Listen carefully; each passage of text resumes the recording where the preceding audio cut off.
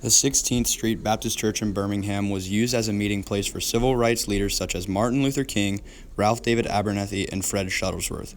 Tensions became high when the Southern Christian Leadership Conference and the Congress on Racial Equality became involved in a campaign to register African American to vote in Birmingham. On Sunday, September 15, 1963, a white man was seen getting out of a white and turquoise Chevrolet car and placing a box under the steps on the 16th Street Baptist Church. Soon afterwards, at 10:22 a.m., the bomb exploded, killing Denise McNair, Addie Mae Collins, Carol Robertson, and Cynthia Wesley. The 4 girls had been attending Sunday school classes at the church. 23 other people were also hurt by the blast. Civil rights activists blamed George Wallace, the governor of Alabama, for the killings. Only a week before the bombing, he had told the New York Times that to stop integration, Alabama needed a few first-class funerals.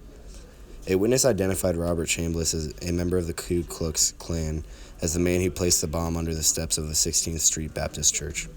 He was arrested and charged with murder and possessing a box of 122 sticks of dynamite without a permit. On the 8th of October, 1963, Chambliss was found not guilty of murder and received a $100 fine and a 6-month jail sentence for having the dynamite. The case was unsolved until Bill Baxley was elected Attorney General of Alabama. He requested the original Federal Bureau of Investigation files on the case and discovered that the organization had accumulated a great deal of evidence against Chambliss that had not been used in the original trial.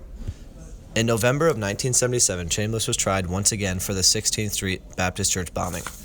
Now aged 73, Chambliss was found guilty and sentenced to life imprisonment. Chambliss died in an Alabama prison on October 29, 1985. On May 17, 2000, the FBI announced that the 16th Street Baptist Church bombing had been carried out by the Ku Klux Klan splinter group, the Kahana Boys. It was claimed that 4 men, Robert Chambliss, Herman Cash, Thomas Blanton, and Bobby Cherry, had been responsible for the crime. Cash was dead, but Blanton and Cherry were arrested, and Blanton has since been tried and convicted. After the Birmingham campaign, the city argued to desegregate public facilities, hire African Americans, and release jailed demonstrators. This angered white segregationists even more as they began to fear losing power over blacks. As violence opposed to desegregation continued to plague the city, the 16th Street Baptist Church became a target as the centerpiece of African American community. Many events foreshadowed the bombing. On May 11th, Martin Luther King's hotel, as well as his brother's house, was bombed. Furthermore, the NAACP attorney's house was bombed twice for integrating Birmingham public schools. The Alabama National Guard was even used by Governor Wallace to block desegregation.